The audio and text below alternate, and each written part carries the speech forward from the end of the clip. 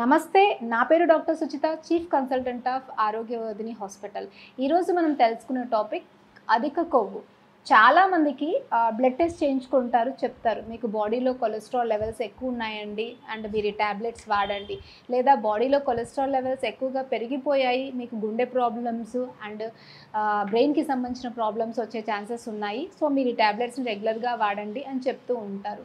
అయితే ఆయుర్వేదిక్లో మనకి చాలా రకాల మెడిసిన్స్తో పాటు ట్రీట్మెంట్స్ కూడా ఉన్నాయి. ఎవరైతే ఎక్కువ కొలెస్ట్రాల్తో బాధపడుతూ ఉంటారో, అంటే లిపిడ్ ప్రొఫైల్స్ ఎక్కువగా, ట్రైగ్లిజరాయిడ్స్ ఎక్కువగా ఉంటాయో వాళ్ళకి మనం కొన్ని రకాల ట్రీట్మెంట్స్ని చెప్తాం.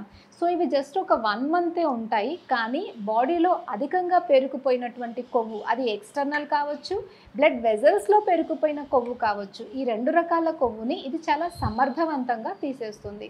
చాలామంది అంటే మన దగ్గర డయాబెటిక్ రెటినోపతితో చాలామంది వస్తూ ఉంటారు అండ్ గ్లకోమాతో వస్తూ ఉంటారు. సో వీళ్ళందరిలో మనం ప్రీవియస్ హిస్టరీ చూసినట్టయితే చాలామందిలో ఈ అథెరోస్క్లెరోటిక్ చేంజెస్ వల్ల, అంటే లిపిడ్ ప్రొఫైల్స్ అనేవి ఎక్కువగా ఉండడం, అంటే రక్త నాళాల్లో కొవ్వు అనేవి ఎక్కువగా అయిపోయి రక్త నాళాలని సన్నబరచడం వల్ల, బ్లడ్ సర్క్యులేషన్ సరిగా లేకపోవడం వల్ల వాళ్ళకి ఈ గ్లకోమా అండ్ ఈ డయాబెటిక్ రెటినోపతి వంటి కంటి జబ్బులు కూడా ఎక్కువగా వస్తూ ఉంటాయి. సో వాళ్ళందరికీ మనం చెప్పేది ఏంటి అంటే, బ్లడ్ వెజల్స్లో ఉన్నటువంటి కొవ్వు అనేది ఎక్కువగా పేరుకుపోకుండా ఉండాలి అంటే లివర్ యొక్క రెగ్యులర్ మెకానిజం బాగుండాలి అండ్ మీ ఫుడ్ స్టైల్ అనేది డెఫినెట్గా బాగుండాలి అని.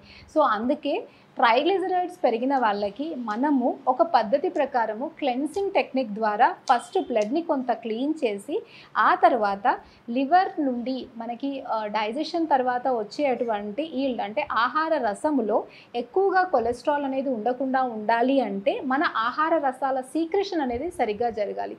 అందుకే ఎక్కువ కొవ్వుతో బాధపడుతున్న వాళ్ళకి ఆయుర్వేదంలో డైరెక్ట్గా కొవ్వు కరిగేవి కాకుండా liver, pancreas and spleen, digestive enzymes బాగా సీక్రెట్ అయి డైజెషన్ బాగా ఉండేటువంటి మెడిసిన్స్ని మనం కాజ్ మీద పనిచేసేటువంటి మెడిసిన్స్ని వాళ్ళకి ఇస్తాము.